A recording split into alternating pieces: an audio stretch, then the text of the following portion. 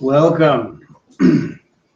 uh, Welcome to this meditation session, and welcome to what we, with our modern calendar, refer to as the new year. About a fortnight after the, a little less than a fortnight after the solstice, here we are. In a reminder that things cycle, that things pass away, and that new things begin. Of course, it's a somewhat arbitrary moment to think about new beginnings, but it's a useful one nonetheless, because it's good for us to recall the significance of things beginning, persisting, passing away. And it's good to acknowledge that happens in the objective world, and also happens in the subjective world within ourselves. And in order to talk about that, in order to explore that, I'd like to start with a couple of statements. One is a very famous statement in Zen.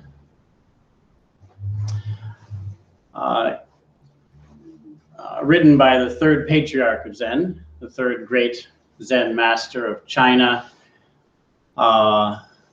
Sung-Tsang, Master San-so, the third master. In that lineage, he said, "Don't seek the truth, just stop holding opinions." Don't seek the truth, just stop holding opinions. Don't try to find something that is true, just stop believing whatever you believe. And then what you experience will of itself be true. And this is very common in Zen. There's a great distrust of opinions, of ideas, of words, of beliefs, positions, views, all of that we initially distrust. There's an initial distrust of all of that, which is why the teacher who I trained under in Japan, he said so clearly that the foundation of religion is the discarding of one's own position. Which is really quite interesting, because a lot of the time when we think of religion, we think of people who hold tightly to certain positions. But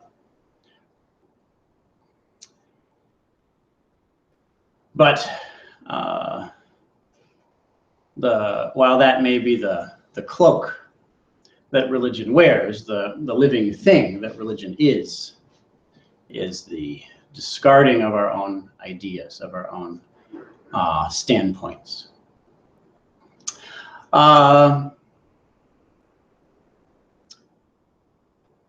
As he put it, jibun no tachiba.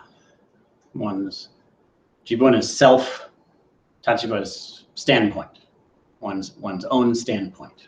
That's what we throw away. So that's one.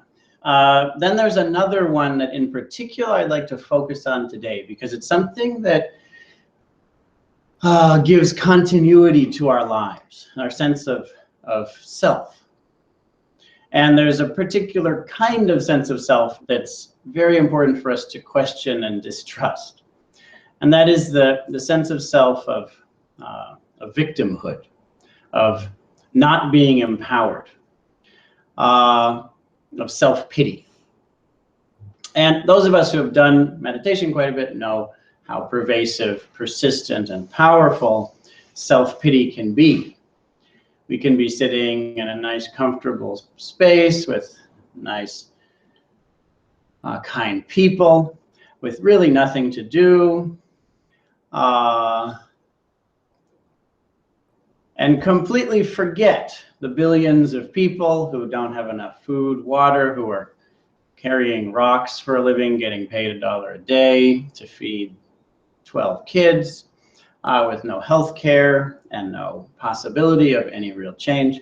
And nonetheless, we sit there and feel terribly sorry for ourselves. This is so hard on me. We have a great deal of self-pity. I'm going through so much emotional turmoil. This is so difficult, and my life is, in fact, torture. How will I survive this injustice that I must sit here and move through this and cultivate the higher mind as I strive for true peace? This is terrible. So those of us who have done the practice know what that's like. We know how incredibly persistent that sense of self-pity is, of victimhood. And so I want to bring up another quote from Peace Pilgrim, something that I think is very good for us to consider at the beginning of this year, because perhaps this can be a position that we can set aside. Perhaps this is our chance to set aside that sense of identity, of self-pity and self-victimization, self-disempowerment. She said something very nice. She said, "Others may feel sorry for you, but you must never feel sorry for yourself. It has a deadly, a poisonous, a toxic impact on our spiritual well-being." And she said that whatever challenge comes up, whatever problems you may have, view them not as a reason to be a victim, as a reason to justify self-pity, self-disempowerment, but on the contrary, see each of them as an opportunity for spiritual growth. So every problem that comes up, however challenging it is, it's an opportunity for spiritual growth. That's the appropriate attitude. Rather than challenges becoming opportunities for self-pity, for feeling sorry for ourselves, challenges are an opportunity for spiritual growth. And as those of you who have listened to me talk quite a bit, especially those of you who are residents in the monastic academy, you know I talk about opportunities a lot. I say we have to take advantage of this opportunity, opportunity, opportunity. And it's a message that's very hard to get across because it's such a simple message. Nonetheless, we ourselves have to work to hear that and to truly take advantage of each opportunity so that whatever comes up is an opportunity for spiritual growth. So that whatever comes up is not an opportunity to justify our sense of self-pity, of feeling sorry for ourselves, of confirming the belief that we're victims, that we're powerless. Now, there are a lot of different versions of that. One is, you know, if all of you would change, then I would be happy. That may seem like a self-empowering statement. If I'll change all of you, and then I'll be happy. Once you're different, I'll be better off. That may feel like it's very self-empowering. I'm going to assert my power over you, to change you for the sake of my happiness. That may feel very empowering. I feel very empowered now. I'm going to change you, and then because my happiness is entirely dependent on your thoughts, words, and actions, I will finally be happy because you will finally be thinking, saying, and doing what I want you to do, and my true happiness will emerge. That may feel like self-empowerment, but actually it's a deep sense of self-victimization, of self-disempowerment, because we're continuing to see our own spiritual growth as secondary, our own happiness as dependent upon others. So we remain in the disempowered position.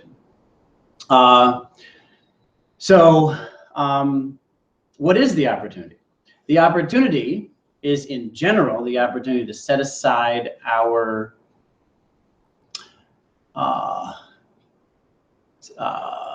patterns of sense of self. The stories that we've told about ourselves, the opportunity is to cut through and discard those. the stories that we have about ourselves, which end up generally being the basis of the stories we have about others. And when we hold those stories tight, then there's very little that can happen that will dissuade us from those views. And that's why I wanted to start with Master Sanso's statement that our basic opportunity isn't to find the truth. The basic opportunity is to set aside our own beliefs. That's our basic opportunity that we have moment by moment in our lives. So why don't we? Why don't we set aside those beliefs? Why do we hold on to a certain sense of identity for so long? Well, there are a lot of reasons. The victim identity is actually an extremely compelling and enjoyable state of mind to be in. It's very pleasurable to feel like a victim because it justifies a lot of things that we want. It justifies laziness, for example. There's nothing I can do, so there's no reason to do anything. So laziness is confirmed as a valid strategy. If I'm a victim and not empowered, well, then there's nothing I can do. We don't have to risk trying something and then feeling bad about failing at it. Sometimes we really commit to something, we want to do it, but maybe we're afraid. What if I fail? What if I don't do a good job? But if I'm a victim, then I don't have to worry about that because I'll never do a good job. So it's okay. I don't have to worry about success because I am basically a failure. So that feels relaxing, relieving in a way. Furthermore, we get to feel better than everyone else because I'm the victim. So that's good. I'm better than everyone. And it's not falsifiable because there's nothing I could do anyway. Those other people hurt me. That's why I'm suffering. They're bad since they hurt me. I'm better than them since they're bad. So I'm good. They're bad. And I get to just relax into that. Mm-hmm. So there are a lot of very pleasurable aspects of those forms of identity, but I want to talk about another aspect of it, a very specific aspect, because as I say, the significance of this talk and this day, in my mind, is to set aside the identities that we've held, so that a new one can emerge, to set aside the beliefs that we've held, so that new beliefs can emerge. And in particular, what is this? The one, it's basically a self-disempowering identification. Because A, it's poisonous to us spiritually, and B, it's poisonous to the world objectively. For us to hold the position that I don't have power is very dangerous for the world, because the people in this room are the ones who should have power, right? Good people who care.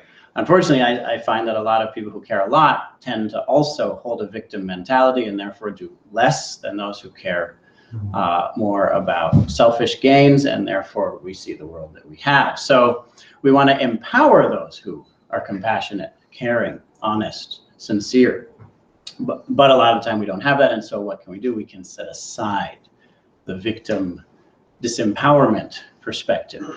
So why don't we? Well, there's one important reason I'd like to emphasize this evening, and that's something that in psychology is called the confirmation bias. So what is that? A confirmation bias means that once we believe something, we tend to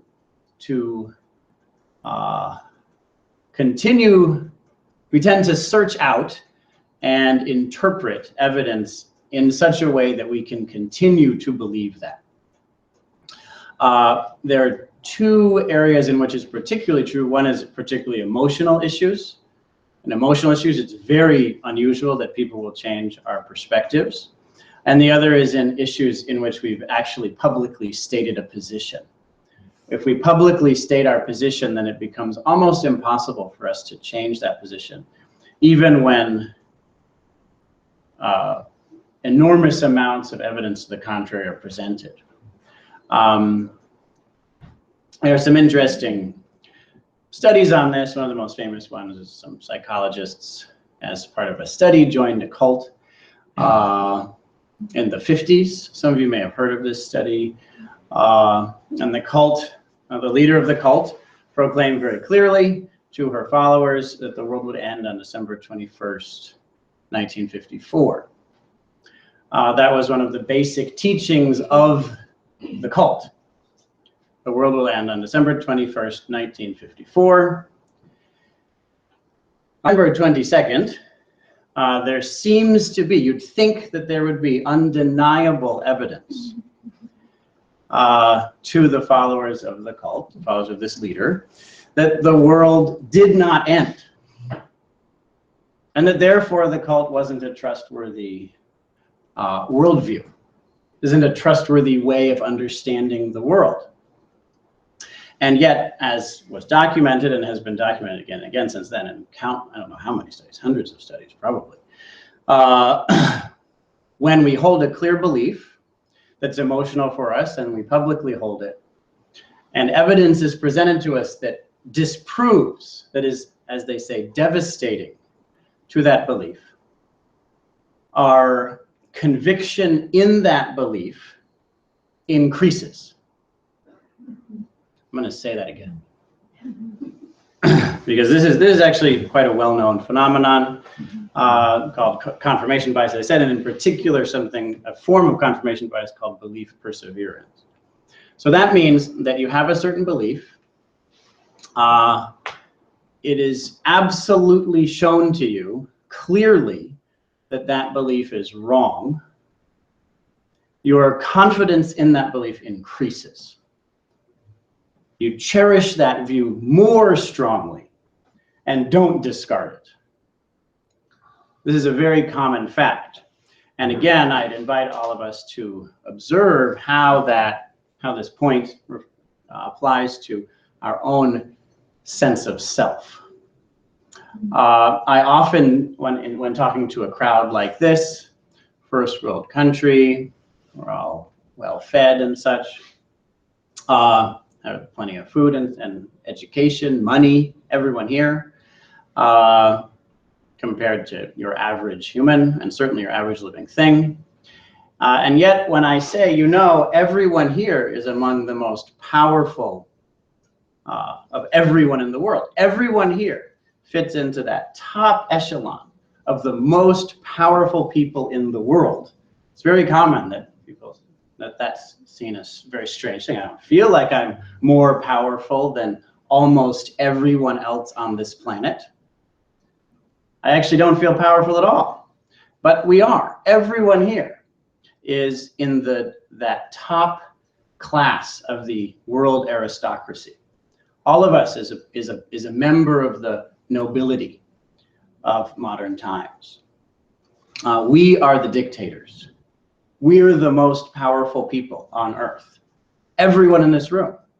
But that seems strange. Somehow, despite the fact that all of the evidence in our lives proves that statement that I just said, despite that, we don't believe it. How did that happen? How did we manage to hold on to a victim mentality, to a self-disempowering identification, despite thousands of pieces of evidence a day proving it wrong?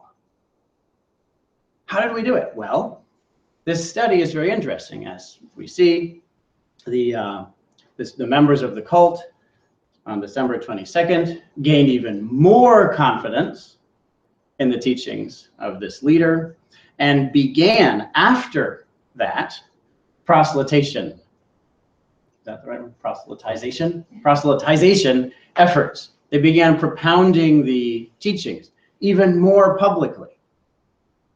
It's fascinating.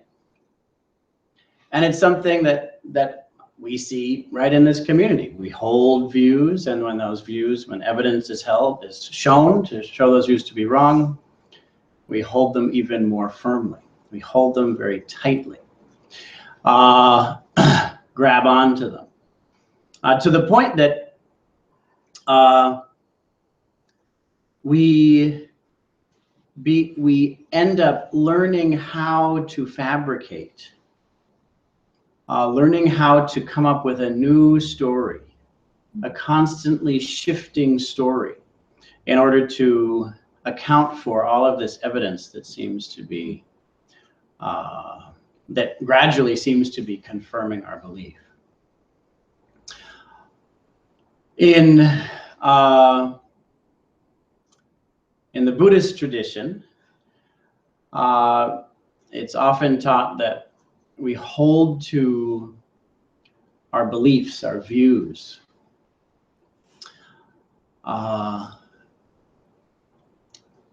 as the fundamental aspect of our identity.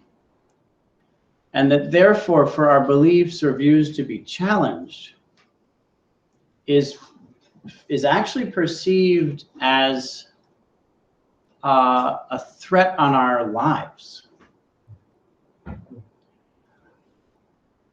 If we understand ourselves to be a victim and not have power, and evidence is brought up that, in fact, we're not a victim, we do have power, then that's perceived as a threat on our lives. It's perceived as an attack on our identity.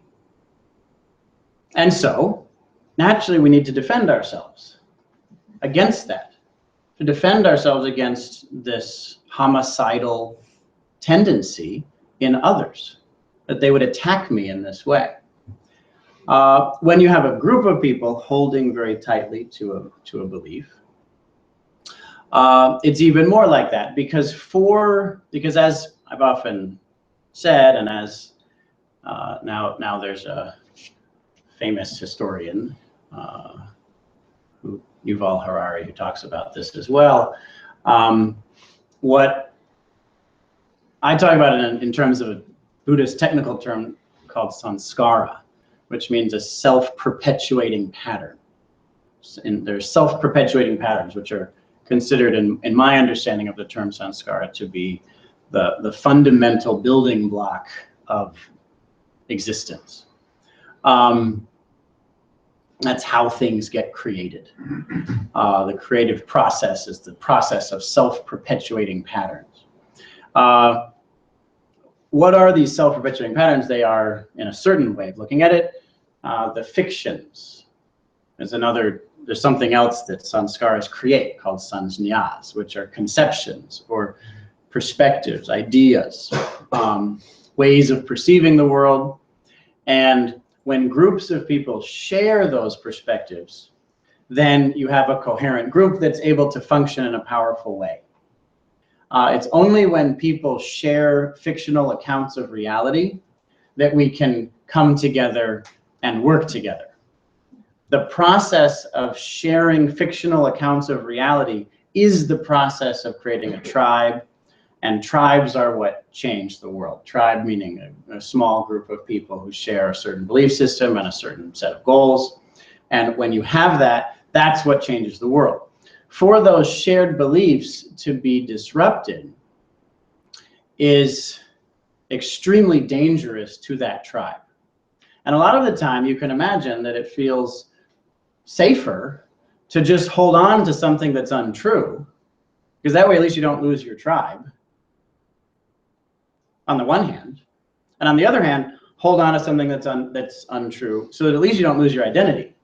Because these two things, who I am and who I'm friends with, that's human life. That's what we're all about. How do I see myself and who do I interact with? What if truth is that which it threatens those two things, me and my friends, well then truth is the enemy.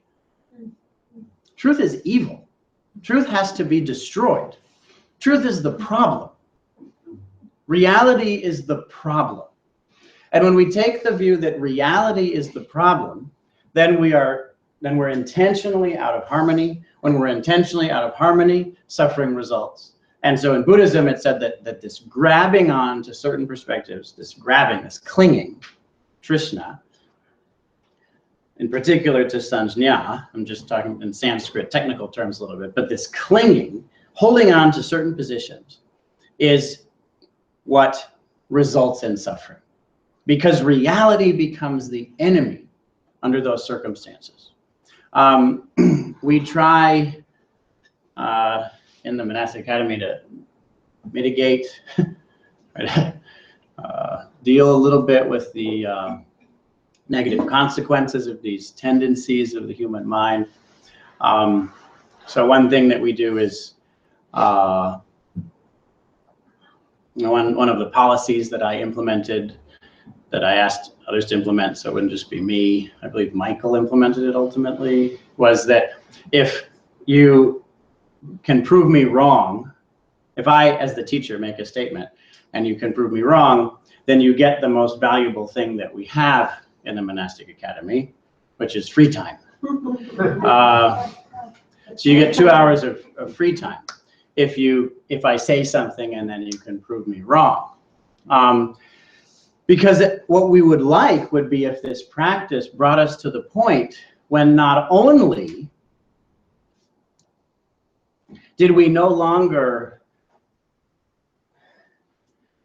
persevere in incorrect beliefs, tenaciously holding to them more strongly than we hold to the happiness, well-being, and life of our community, more holding on to more tightly. If you can look at the world, you see things like global warming. People hold so tightly. There's against the evidence, so that the world will be destroyed and civilization will end. We hold tighter to our beliefs, our perspectives, than life itself. Not only our own life, but life on the planet. That's how strongly we hold to certain beliefs. These people are like this. This is another way of doing it. We have a certain belief about a certain group of people. We will hold to that despite all of the evidence that may be presented to us, as long as we're in the grips of this clinging to beliefs, clinging to views. We would hope, it would be our goal, to have a path that effectively disentangled us from that grasping, that creates suffering for others, suffering for ourselves, suffering for the entire world. We could disentangle ourselves from that so that we would be in harmony. That would be our hope. That would be a good practice. Mindfulness should do that. If mindfulness isn't doing that, then it isn't very good. Yes, if mindfulness isn't achieving that, then the practice of mindfulness isn't a very good thing. That's what I would say. That's my way of looking at it. So we would want to get to the point where not only are we no longer defending beliefs against evidence that's presented to us, but actually the point when we enjoy. That's where we want to get, where it's actually fun when our perspectives are proven wrong. If we can get to the point where we enjoy seeing things from other people's perspectives and discovering the flaws or inadequacies in our own perspectives, well, then that would be great. Because then, while it's true that we wouldn't have one of the fundamental ways of structuring tribes, as long as we could still maintain that community to a certain extent, that community would then be in greater harmony with reality, with the universe, with truth, with the world, with the way things are. And then that group would be less damaging. That's our hope. That's what we'd want. And so to that end, we have this policy where if you're right and I'm wrong and you can prove it, yes? If I'm wrong and you can prove it, it has to be both. You can't just, I can't just be wrong and you can't just disagree. If you disagree and I'm right, you get nothing. A lot of people kind of get too excited about that, sort of this challenge the teacher excitement, which is okay as a starting point. But you want to get to the point where you challenge the teacher and you're right and the teacher's wrong. That's what's really exciting. That's what, that's what makes my day. That's the best, that's the most, and that's the happiest I can be. People thank me a lot for the teachings I give, but if you really want to thank me, it's pretty easy. Show me that I'm wrong. Actually show it. Don't just think it. Don't just believe it. Don't just say it, but actually prove it. And as people know, I mean, Peter back there recently was in a big fight with me and Stephen. This is Stephen, and we were disagreeing with him again and again. And we're pretty hard people to disagree with. We're pretty, forceful. And we again and again told him that he was wrong and ignorant and had no sense of the reality of the situation, was putting everybody at risk because of his ignorance. And he just kept on saying, no, this is the thing.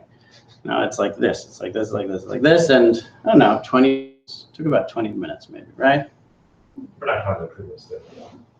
Just in that conversation, yeah, it's actually longer, but in that moment of emotional, maybe 20 minutes or so, finally, it's clear. He was right. Totally right. We were wrong. What did you say? Yeah. I mean, ultimately, it actually turned out that we were right and you were wrong in the end. But the thing that you were saying was right, and the thing we were saying was wrong. Our position actually turned out to be right in the end. But but that doesn't matter because the thing he said, see, people hold on too tightly to positions. It's not like that. It's not like you have to think that way. It's that he was. How do I explain this? So I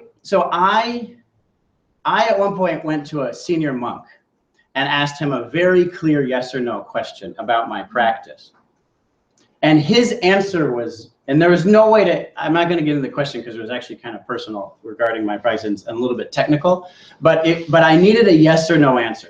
There are questions like that sometimes where there isn't really a middle ground. You can't, because it's a practical question. So you have to know, should I do this or not? You can't kind of do it. You have to do the thing or not do the thing. So I asked him that question and he said, no. He said, no, that's not the right way of looking at it. It's not the right thing to do. I said, okay, great, thank you. And so I practiced that and it was okay, but not perfect. So I went to someone else, a very senior person, the most senior person except for the master there. And I asked her the same question. And her answer was yes. Look at it that way and do that thing. And I said, oh, okay. Well, thanks. I mean, he was obviously wrong. Thank you so much. Now I know. And I did what she said. And it was better. It worked much better. It was clearly the more accurate way of looking at things, and I had a more effective technique. And yet, it wasn't not perfect. There's something still wrong and not right. And somehow I didn't know what it was. And so it was a big issue for me. So eventually I had the opportunity to talk to the master himself and have enough time to actually explain the situation to him. Because usually you don't have enough time with him to explain anything. So I could explain it and ask him my clear question. And he said, no. And it totally resolved it in that moment. Complete resolution, it has never returned. That confusion I had is gone, hasn't returned in 20 years. So it isn't like, so his answer, his no, was not the same answer as the first monk I talked to, even though they said the same word. Does that make sense? And in the same way, it's just a fact. I'm sorry, I don't know what to tell you. This is my experience. He said no, the other monk said no. This helped a little, but not a lot. It's completely resolved it because he could say no in a way that was true. So in the same way, we came to a very similar conclusion after talking with Peter.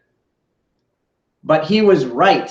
And because he was right, and we had a certain position, he was right. We then changed back and it turned out we were right. And now, ultimately, in the end, well, the end means now, that's all, because it doesn't end actually, but end means now, we've returned to the position that Peter was propounding during that 20 minutes, more or less. But it's it isn't exactly the same. We learned and learned and learned. And the fact that we switched so many times is actually the admirable part of the story. Mm-hmm. So I don't get so stuck on, oh, Peter's right, and oh, Soryu's wrong. It's not like that. It's oh, Soryu's wrong. That's exciting. And soon enough, oh, Peter's wrong. Yes, it's great. Until you start to have this sense of excitement about positions and beliefs and identities turning out to be wrong, turning out to be inadequate and incorrect and immature and worth discarding. That's the exciting part of the story. Not that someone's right and now we know that Peter's trustworthy and we'll trust everything he says from now on. That is actually missing the point of the story. Even though he's very wise, obviously I listened to him very much. I mean, 20 minutes, I'm totally disagreeing with him and yet obviously still listening. That's what we want, really disagreeing with people and yet still listening, hoping, please prove me wrong somehow, I hope. But I need to be honest. You have to actually show that I'm wrong. It isn't good enough to just disagree. In the same way, we have a certain position. Okay, I have no power. I'm a victim. There's no way for me to make a difference. We acknowledge that probably we have a confirmation bias there. Probably we're going to try to confirm our sense of identity. Probably we're going to hold to that. Probably, actually, we're going to hold to that more tightly than we hold to life itself. We will be willing to kill others and destroy our own lives if that allows us to hold on to our beliefs. We will be willing to destroy life on earth rather than give up our beliefs. It's that strong. So we need a practice that will directly attack. It will directly cut through that pattern, that sanskara. And that is the practice of this path. We sit here simply in order to let go of however we see ourselves in the world. To truly let go of it, so that at least for one moment in our lives, we can have an experience that is something other than our confirmation of our beliefs about ourselves and the world. Master Shengyan, one of the great Chinese Zen masters of modern times who passed away recently, was clear that until you have had a deep awakening, every experience you have is infused with self-centered thinking. You are incapable of having any experience other than a self-centered one. Everything you experience is interpreted in terms of self-centered thinking. Self-centered thinking continually insinuates itself into every experience. The significance of awakening is that you can have at least one moment of experience that isn't that isn't just a self-confirming, self-verifying, self-identification. And that's why we're here, in order to actually cut through that. And it's by cutting through that that something new can begin. The reason I'm talking about it on this day is that it's essential for us to cut off the pattern of feeling sorry for ourselves, to cut off the pattern of self-pity, to cut off the victim mentality, because it's deadly, it's poisonous, it destroys our spiritual path, and it's destroying the world. It's objectively destroying life on earth. So we have this path, we have this practice, and we'll take advantage of this opportunity to make use of these opportunities.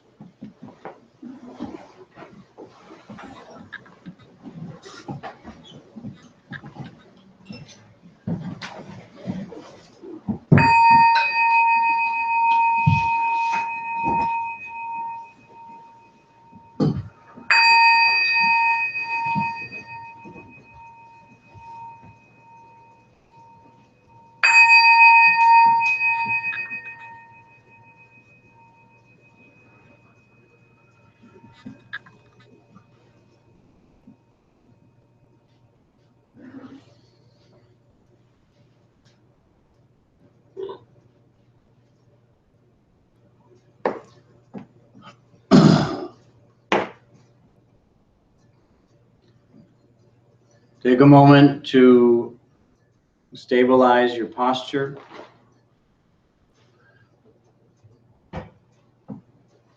Find a comfortable position.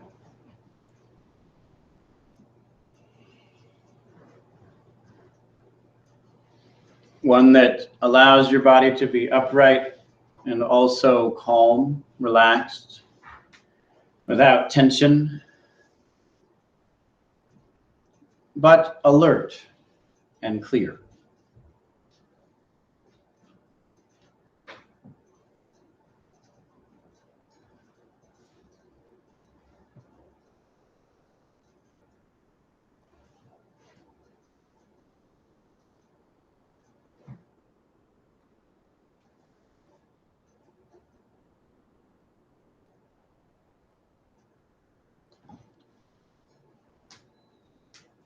And begin to make use of the technique. Don't seek truth. Just stop holding opinions.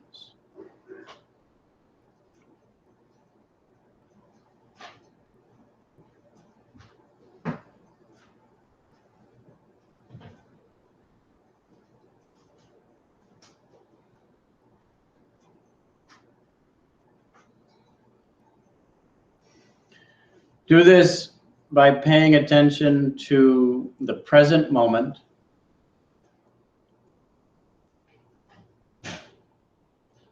The present moment means the objective world.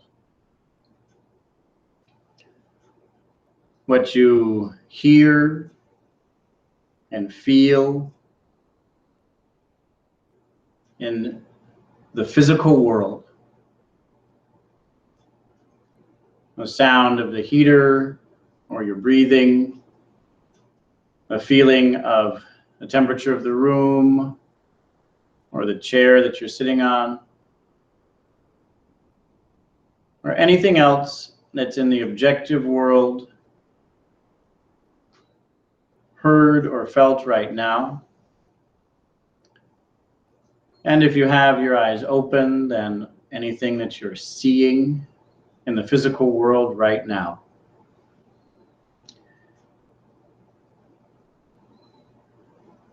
Keep your attention on that. And anytime that you notice that you have an opinion, a view, a belief, practice setting that aside and coming back to the present moment, this experience of the physical world.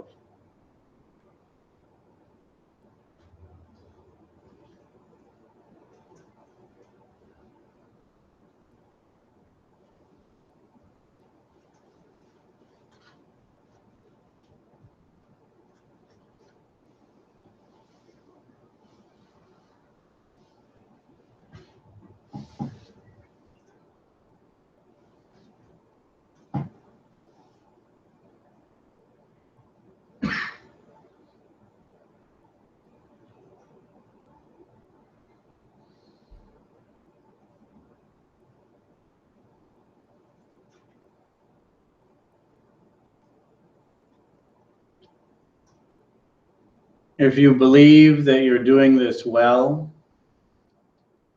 and set that belief aside and return to hearing, feeling, and perhaps seeing this moment in the physical world. If you believe that you're not doing this very well, this is too hard for you, isn't your thing, set that aside and return to this moment, this experience of the physical world.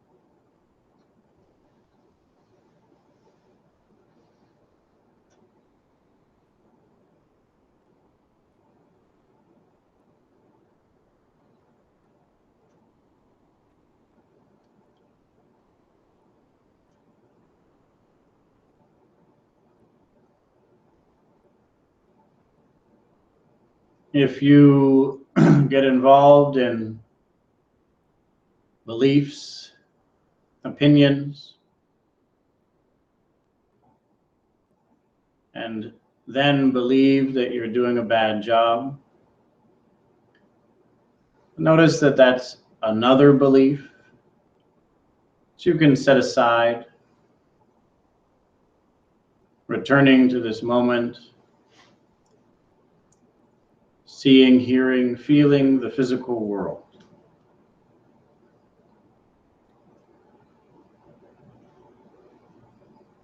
If you believe that something happened in your past, that you did something yesterday, that somebody did something to you, your family, your friends, your enemies,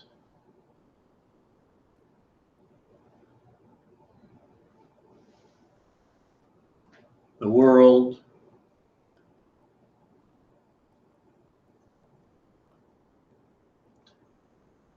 any beliefs about what you did or what other people did in the past,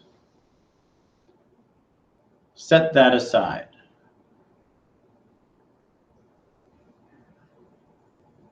So that you can experience what it's like to not believe that. Is that enjoyable? To no longer believe that you did something or that someone else did something to you? To be free of that identity.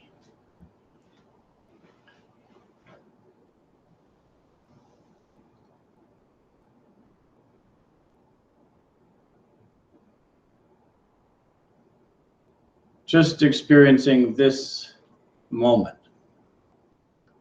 without believing anything about it.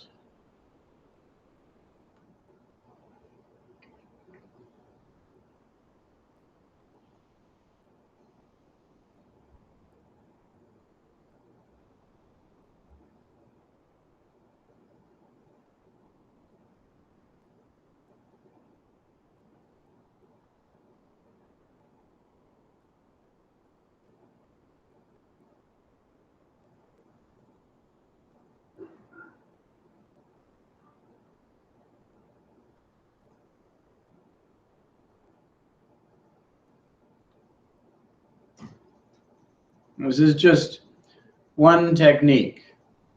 We're not saying that beliefs are bad. We're not saying that opinions are bad. That would be hypocritical, because the belief that beliefs are bad is a belief. The opinion that opinions are bad is an opinion. We're simply doing a certain exercise right now. The exercise is set aside beliefs and attend to this moment, this experience of the objective world.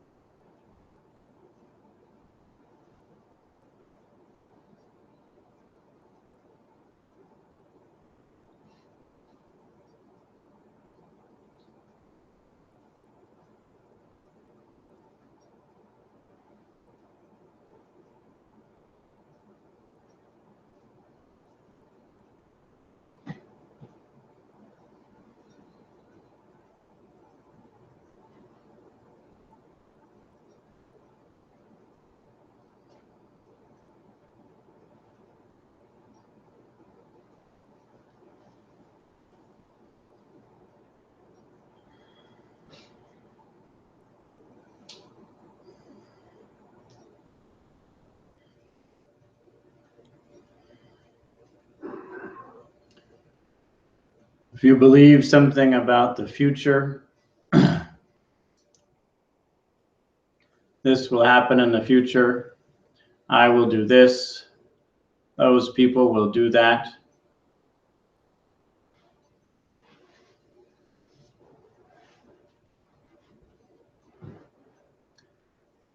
Set that aside.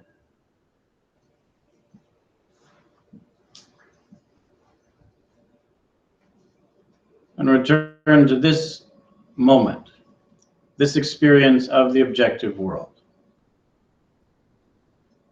In particular, attend to the relief that comes from setting aside,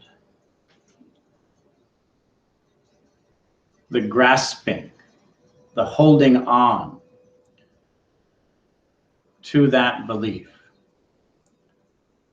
that opinion.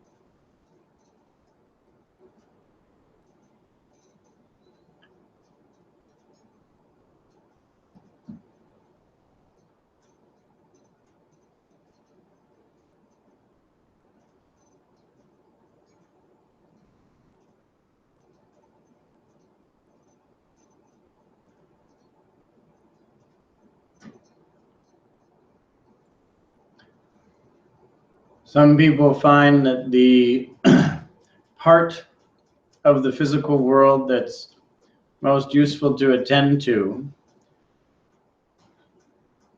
is the physical sensation of breathing. Stay with the physical sensation of breathing.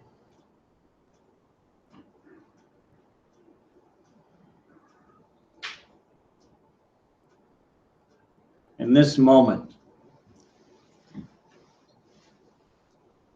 And use that as a way of forgetting whatever we believe, whatever we think is true.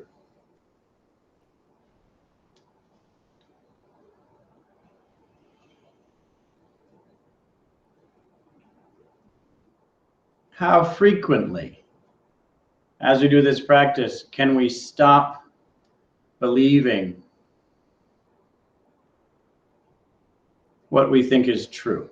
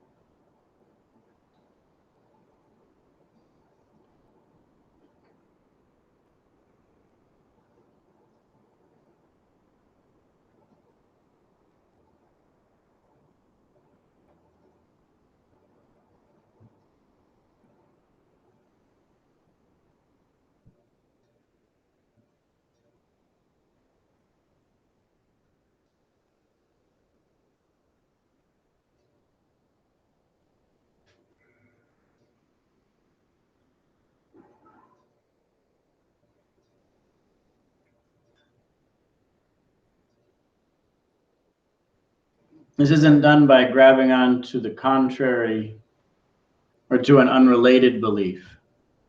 It's done by returning to hearing, feeling, perhaps seeing this moment in the objective world. In particular, perhaps, the physical sensation of breathing.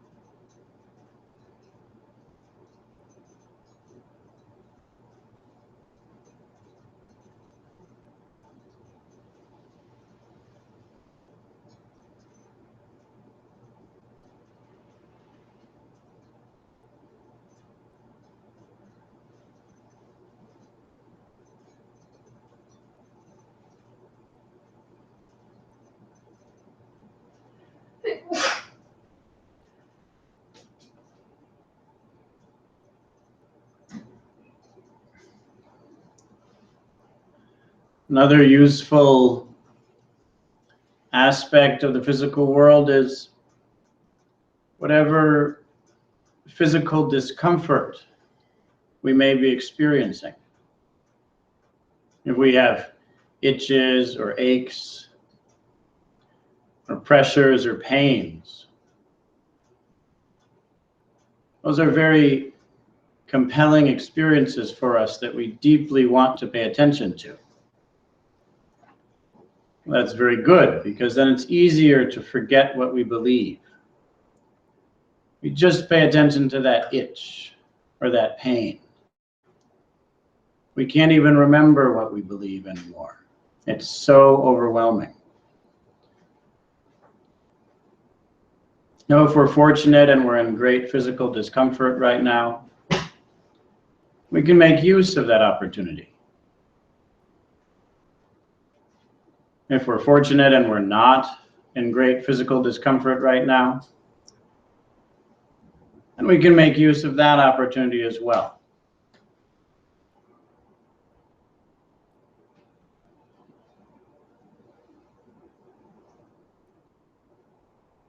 Whatever comes up, that's the opportunity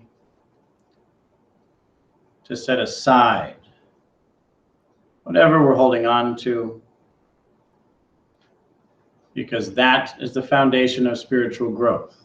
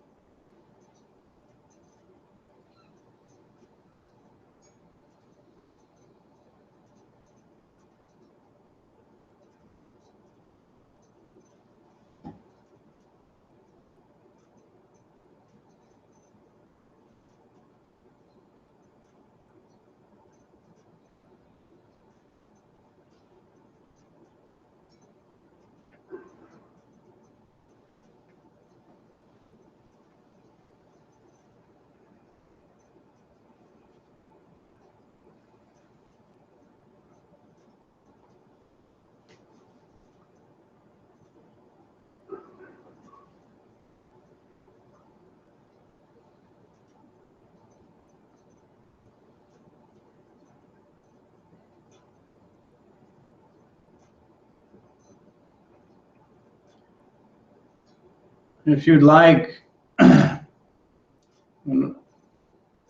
going beyond setting aside our mental beliefs, set aside also the emotional beliefs. If we're having emotional reactions that are grabbing our attention,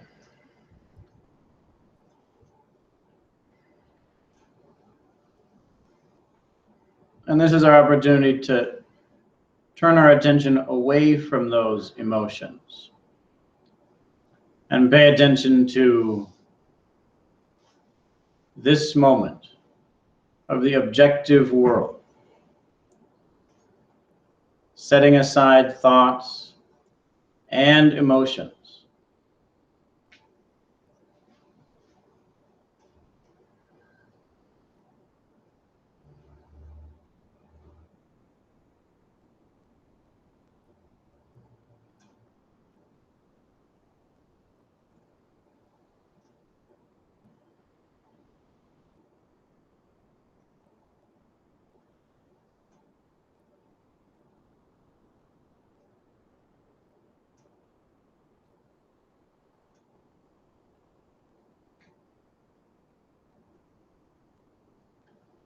Setting aside thoughts and emotions, just this moment. We take each opportunity to set aside thoughts and emotions.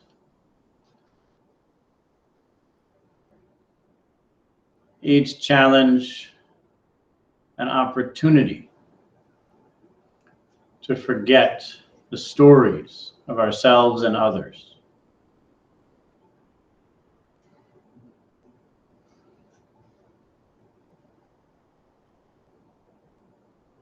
So that this moment can be experienced clearly, fully, accurately.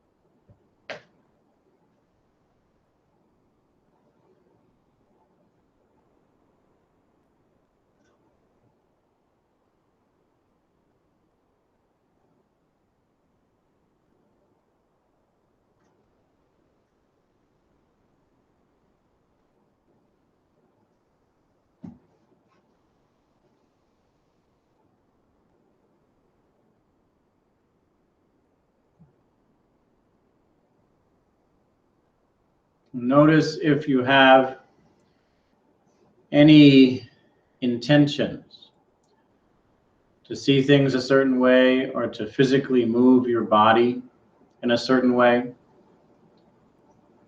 Notice those intentions. That also is a subjective experience. Set that aside.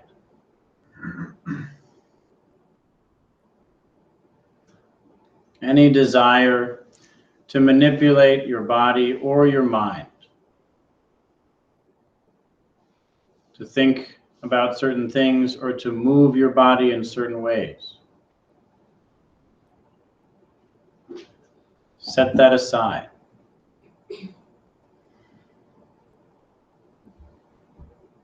And just attend to this moment.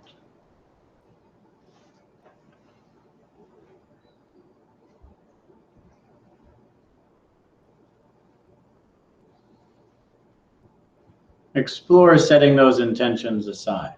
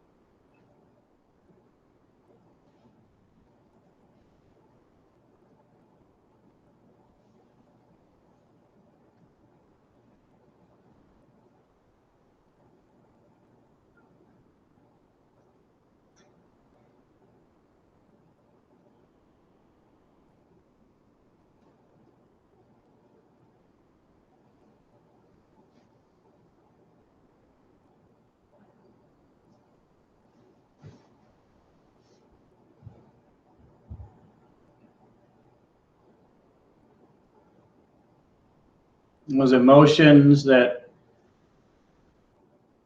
we feel in our bodies and that often are wrapped up in our intentions to think or move in certain ways.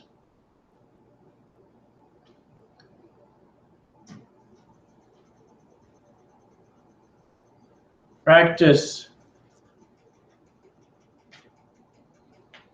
setting those emotions aside and just attending to this moment without trying to manipulate it, without trying to fix it by moving or thinking in certain ways.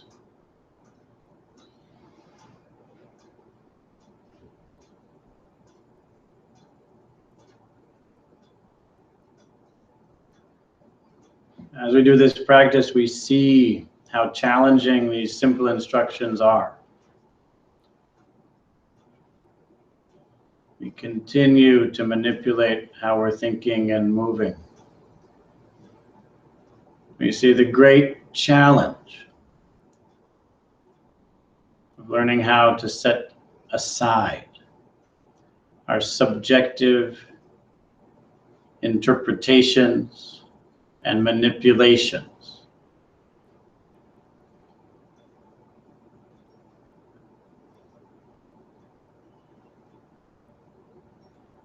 And we see the enormous success, the victory that can occur on occasion when it's possible to do that.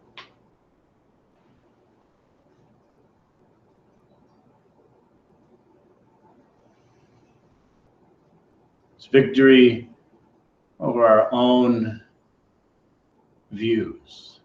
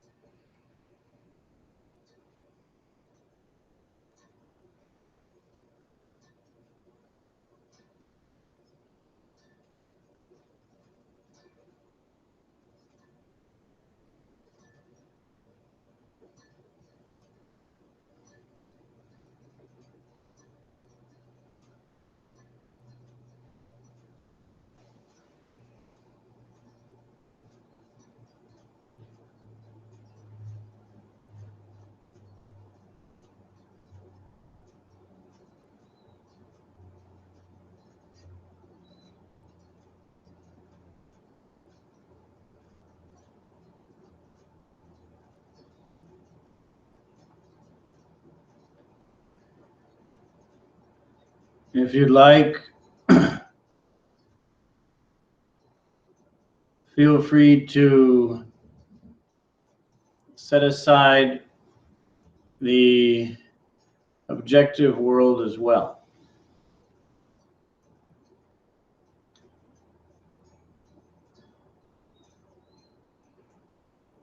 Having set aside what you see in your mind, what you hear in your mind, and the emotions that you feel in your body. Also set aside what you see in the world, what you hear in the world, and the physical sensations in your body.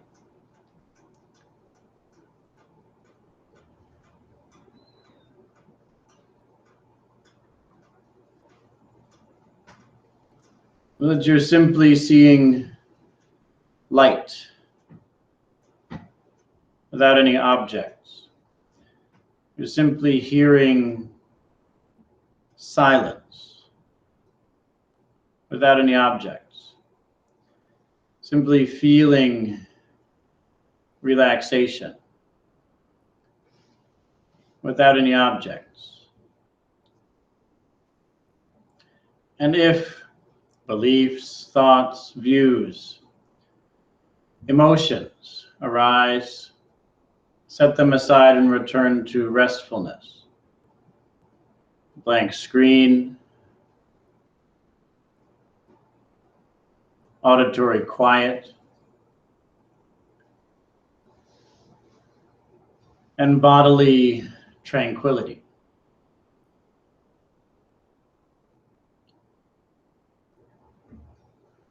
If any emotions arise, return to restfulness.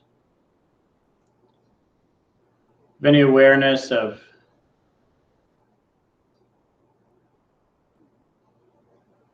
physical objects, sights, sounds,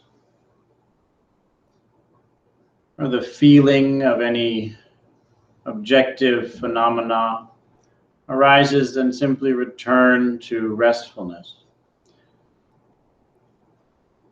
Aware only of the sound of the bell or its absence. We'll finish when the bell rings.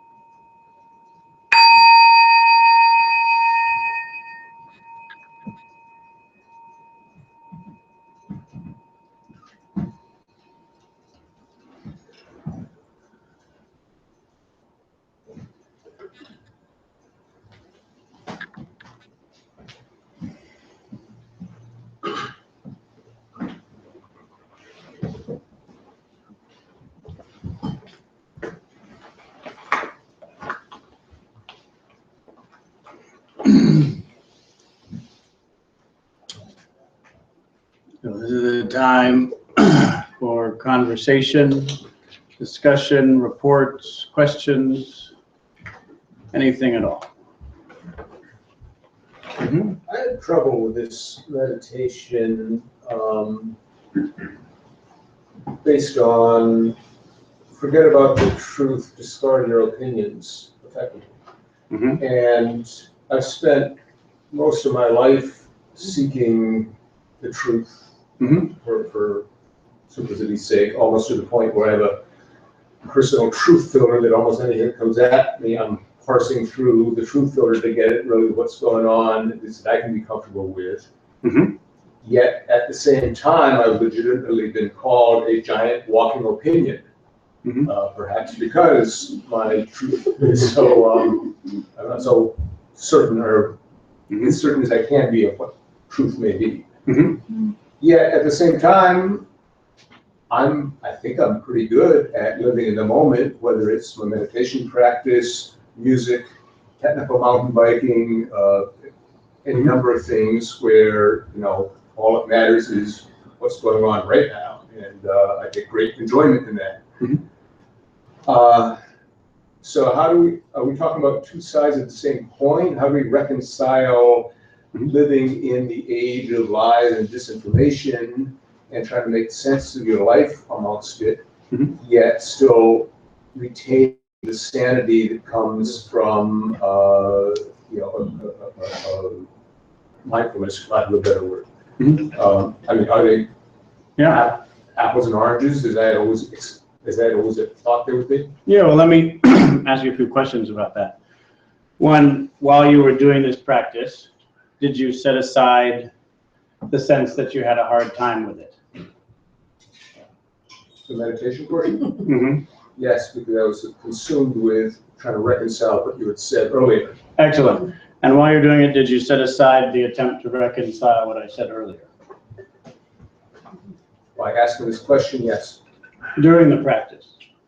Well, in shall we say, formulating the question during my practice, as well as once I kind of had a handle on what my problem was, yes, I settled into a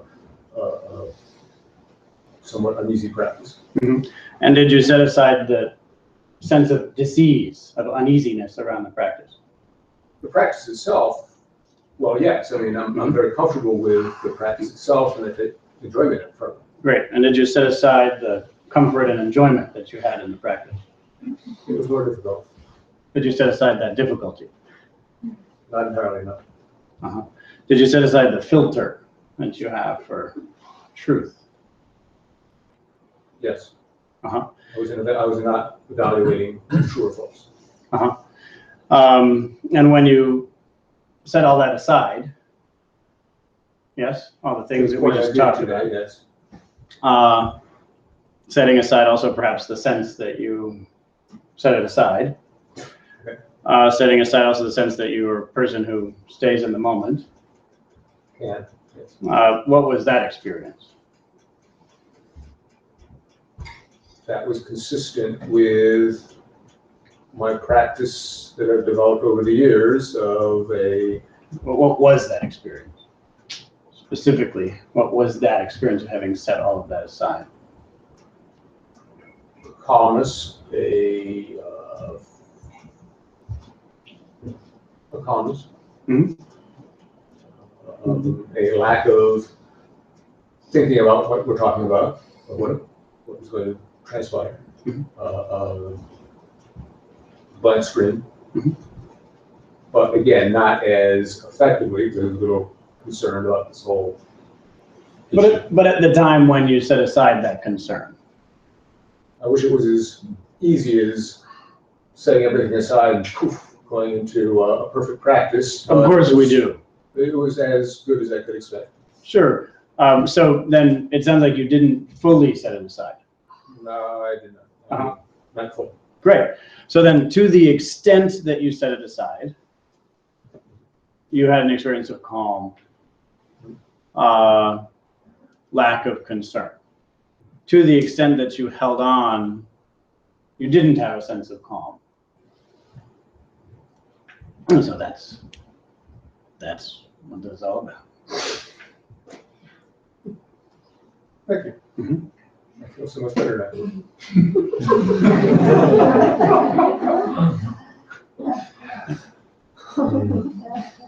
I think it is true. I think, and it's reasonable. There's a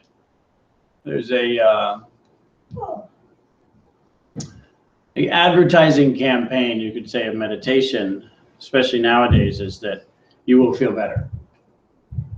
And there's a reason for that. There are two reasons. Well, among many, there are two particular that I emphasize. One is that you have to advertise something. You have to convince people to do it somehow. So you talk about a sense of calm. And also that, in fact, in truth, as we do the practice, we do have a sense of calm, which you yourself talked about. So we do feel better. We do feel calm. We feel more at ease, as you said. The essential shift in the practice, which you mentioned and which we all have a chance to explore, is the question of where does that sense of calm come from in terms of this practice? Does it come from figuring things out, filtering out untruth, and then holding on to a certain correct perspective? Or does it come from letting go? And then the good news is we can just test it, as you just did. Yes, and then we have the direct knowledge, direct empirical information. When I was holding on to a filter and a sense that I'm uncomfortable, or this is working, or this is how I practice, or this isn't how I practice, or this is right, or this is wrong, when I'm holding on to that, I'm not calm, I'm not at ease, I'm not enjoying things. I don't feel good. When I set all of that aside and stop trying to figure out, did this correspond to that? Is this person right? Is this person wrong? Am I right? Am I wrong? Is this belief right? Is that belief wrong? How can I construct all of this and filter out the bad things and hold on to the good things? When all that is set aside, then there's a sense of calm and I do feel better. We then have that empirical evidence. I'd suggest that we aren't particularly persuaded by evidence. And so even when we spend an hour with that clear evidence knocking at the door, we still come out of it tending to believe, and I can say, as you say, we wish it would be so easy, but I sat in meditation for a long time, and turns out, for whatever reason, it often isn't that easy. We continue to think, if I could just figure this out and filter out the bad and hold on to the good and prove who's right and who's wrong, then I would finally be happy. That is what would be the source of feeling better. That would be the source of peace on earth, actually. If we could just correctly identify what's right and wrong, who's right and wrong, and then I will identify as whatever I identify as, then there will be peace on earth. We continue to grab onto that. And this practice is a fundamental shift in our strategy for feeling better. The strategy for feeling better is not label people, ourselves, as right and wrong. It's actually notice the occurrence of that tendency and turn our attention away from it. Then the tendency arises again. I'm not having a good time. Turn our attention away from it. I'm good at this. Turn our attention away from it. Those people are wrong. Turn our attention away from it. Again and again, that process of setting aside our own position, whatever that position is, that's a radical, a revolutionary approach to life, which undermines some fundamental patterns in the human mind. And I'd suggest that, given that the human mind is the most dangerous thing on the planet right now, it makes sense to undermine it. And to discover something that is no longer stuck in the self-perpetuating desire to grab on to certain positions, certain approaches, certain views. And on the contrary, experiences the ease, the simplicity, the joy, the peace that is there prior to all of that. That's available before, after, and actually during all of that. That isn't impacted by any of that. That's a very different approach. And the thing that's tricky about it, reason that spirituality is such a mess, because it is, it's a mess, and there we are. We know it's a mess, it's okay.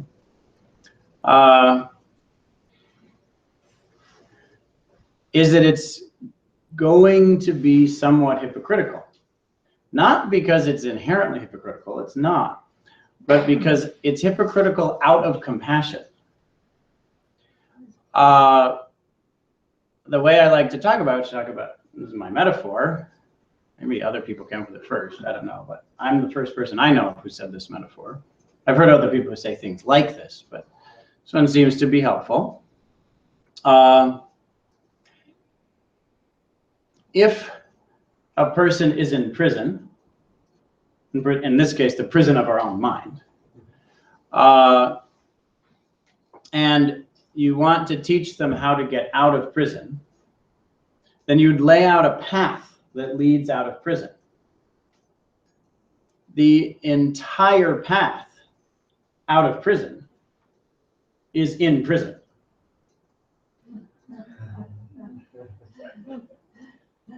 The entire path of spirituality is delusional.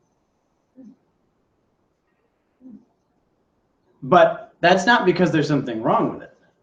There isn't something inherently wrong with it, although sometimes you make a path in prison that actually doesn't lead out of prison and tell people it gets out of prison anyway, and then you just manipulate them. That happens, of course, as well. But even if a person's intentions are true and pure, and you want to give them a path out of prison, if you're in this room, this room is where you want to get out of it, and there's the door, you want to get out of it. The entire correct path, and there are actually a lot of paths out of this room, but you find a path that does in fact lead out. Then there are other paths that don't lead out of this room, but there's a path that leads out of this room, many of them, you choose one. The whole thing will be in this room. If we're stuck in the delusion of our own filters and creations and imaginings and views, we're stuck in that prison. It's the only thing we can see. It's what we deeply believe is the criterion for truth. Yes, my views are the criterion for truth. My positions are the source of my happiness, of my well-being, and in fact, of the well-being of the whole world. If everyone would just see things the way I see things, the world would be a better place. Everyone would just agree with me, they would be happier. There's a real sense of that. We hold to it. How are we going to get out of that prison? Because it's going to self-perpetuate, and there's going to be this, in this particular point I was talking about, confirmation bias. We're going to have that. We create a path that functions within all of that, so that we actually do hold opinions. That's why I said halfway through. We're not saying that opinions are bad, that beliefs are bad. I didn't make that claim. So there's a certain exercise that we're doing. It's a technical solution rather than a doctrinal solution. So we have a technical thing that we're going to do. We notice an opinion arise, we set it aside. That path then, we hold to it, yes? See, it's hypocritical? Let go. By holding on to the idea that you should let go. It's hypocritical, but it works. It gets you out of prison. And then you're out of prison, and then the whole thing is obsolete. Real spirituality makes itself obsolete. It should. Then we're actually free of the path of the religion. That's why the Buddha said even the Dharma, even his teaching should be discarded, much less the adharma, the non-truth. What is not true should be discarded. Even what's true should be discarded. He said it's like a raft. His teachings are like a raft. You're stuck. You're in a very is it a flood? You're stuck in a dangerous place. You want to get to a safe place, but you're stuck in a place. There's been a flood, you're stuck, the water's rising, I need to get over there or I'm gonna drown. So you gather up the sticks and you bundle them together in some way, the logs that you just happen to find around, you gather them together and use it by paddling through effort to get over to the other side. Once you're at the other side and you're safe, you can discard the raft. You can get rid of it. In the same way, the Buddha took various ideas that happened to exist in India at the time. In the same way that nowadays we take various ideas like confirmation bias that happened to exist at the time. We gather together all these sticks and we tie them together. It's sort of a mess. But if you use it correctly with your own effort, it will get you across. If you walk on in this path through prison, if it's one that gets out, because not all of them do, but if it's one that gets out, then you will escape. Once you're out, you no longer need to keep on walking that path back and forth. That's not the point. You no longer say, oh, this raft saved my life, I'm gonna hold on to it. I'm gonna stay on it.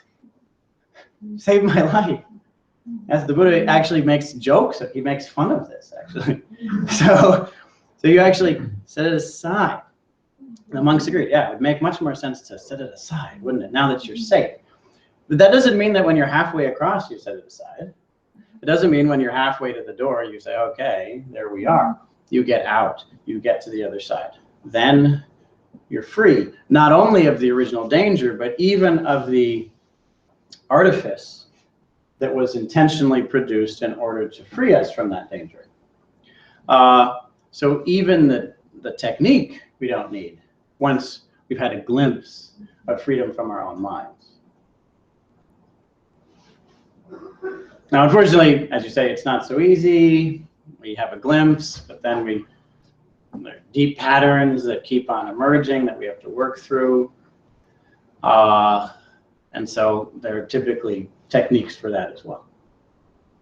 Clearly, that's an integrative approach, whereas I just mentioned my kind of dipole approach, where for decades I've been cultivating this meditation practice where I can go and it's consistently good, calm. And then on the other hand, I'm told the truth doesn't matter, or you know, the rest of the world. And so you just gave I believe, a description of how to reconcile those two.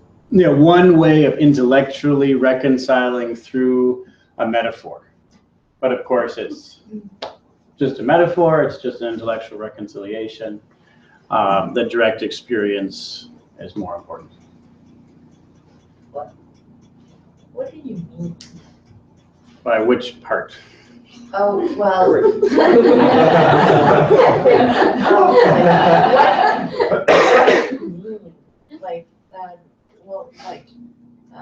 Dipoles, and I think what does that mean? Like, what is your experience if you want to say that? I guess maybe dipole is the wrong word, but two separate places, like waking and or like being sleeping and awake. I can turn on my mindfulness or meditation or in the moment with any number of activities that have consistently over the years I've developed, and you know, my meditation takes me somewhere calm. The rest of the time I'm not there. I'm active. I'm seeking truth. I'm talking to people. I'm being alive, or if you will, or Yeah. So I mean, there's two separate, almost, that I haven't been able to integrate in the way you're talking about, in the way that I'm here to try and hopefully learn to better integrate a meditation / yoga practice with the greater good of the world. I think I get that, but I think like flip. I had gotten a brain injury, and then like I didn't want to get it in it, but I just had to have that happen, and I think it'll like thrown and I like kind of almost died, and but I think then this people have helped me find meaning in my life. Yeah, so I didn't want that, but I think like just you and me, we have meditation or mindfulness practice. It it just led us in different ways, you know? Mm-hmm. One of the reasons it's so nice to have you around, so you say things like this and remind us that for most of us, meaning comes from what we think and what we want. And you had an experience that demonstrated that that in terms of reality, what you think and what you want just doesn't matter that much. That if that's where you find meaning, then you're trying to find meaning in a desert of meaning. That because what you think and what you want just isn't that important after all. Did you want to have that experience? No. Doesn't matter. Did you think you were going to? No. Doesn't matter. And then you have to then re-find a new way of discovering meaning in which what you think and what you want isn't central. Yeah. And yeah, please. I think though, like I am back in like, and I'm so glad I had that experience because all the people in my life just blossomed, but I had some sadness, but I really like meaning in my life. Like, and Miss Viktor Frankl, like he was at the concentration camps, Auschwitz, and like he like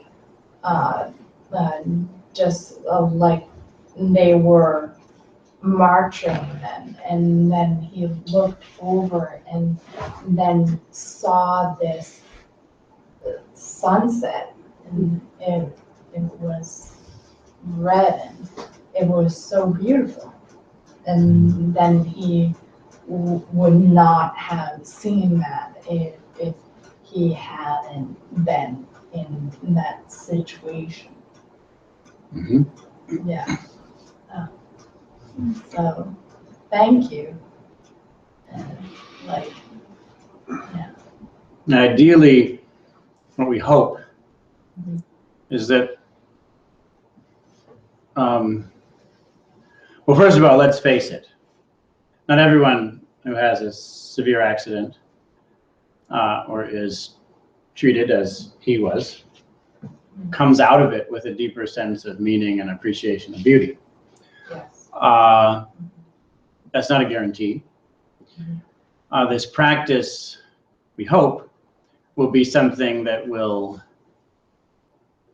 even if that never happens to us, give us that same insight, that there's a meaning in the sunset that isn't there because we wanted it there, and isn't there because we thought about how to get it there. It has nothing to do with what we think or want. It's so we get to awaken to something beyond the meaning in our dreams, what we think and want. The same thing for you, that you've blossomed, you've opened up to a new kind of meaning, of understanding, of happiness, of peace. This practice ought to gradually give us that same experience. on the one hand. It should give us that. So we should notice the sunset a bit more. And even notice the happiness when it's cloudy, there's no sunset, for us to see that we wanted the good sunset today, but it's cloudy. Do we find the same deep satisfaction there? So that's on the one side. The other side is that when that sort of thing does happen to us, because it will happen to all of us will have our brains break down at some point. All of us, as we die. Yes, maybe before, but certainly then. All of us will be totally helpless and destroyed at some point. All of us will be totally vulnerable. All of us will get sick, will die, and will be completely helpless. And all the things that we have always hoped for will go away. Everyone we've always loved will lose. There will be a moment like that for all of us. This practice ideally will then allow us to move through that moment with far less suffering than, for example, you had in that moment of that accident. As you've often talked about, that was, you didn't have mindfulness then. You didn't know how to work with those extreme forms of pain. So hopefully we'll have a way of working with it so that it's even, there's less suffering and more meaning, more happiness than we would if we didn't have this practice.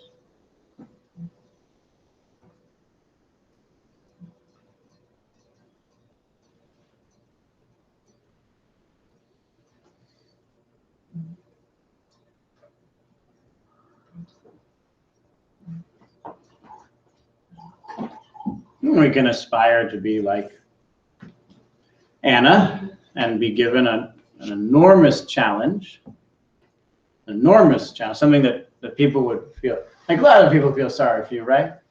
You say, oh, Anna, poor you, you're so brave. I could never do what you do, right? You get that a lot? Like I have, but I've done 11 years, so.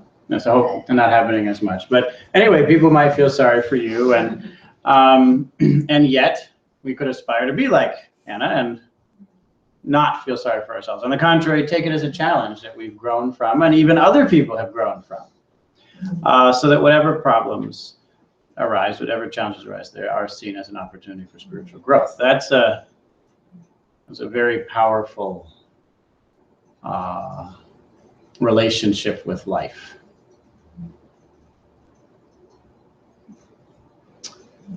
So now we can make a bit of a shift, because we do want to go beyond beliefs, opinions, views. That's very important for us, but it actually isn't the whole story. If we get stuck on that, then we're still stuck. We're still stuck. We get attached to non-attachment. We hold on to letting go. And that itself is problematic. So we have this final 5 minutes to talk about what we can do. What are the things we can do to make a difference in the world? How can we take action? How can we spread certain views that are beneficial and compassionate? So are there any, we have some examples of aspects of social engagement that we might embark on in this coming week? Mm-hmm. On Friday evening at City Hall in Burlington, there's a display of photographs about the family room, and there'll be a discussion about that and how to continue to support. Great. What is that? The family room is a service through the VNA that supports families, a number of the refugee families in the area. But not only refugee families. Not only, but to provide English and support and a number of wonderful things for families. Mm-hmm. And could you just repeat for everybody when and where? Friday evening, I believe it's 6 o'clock at City Hall in Burlington. Thank you. I'm sorry to repeat anything from last week, but I wasn't here. So I have a few things. One is on Wednesday in Montpelier State House. There's a big group of grassroots organizations coming together.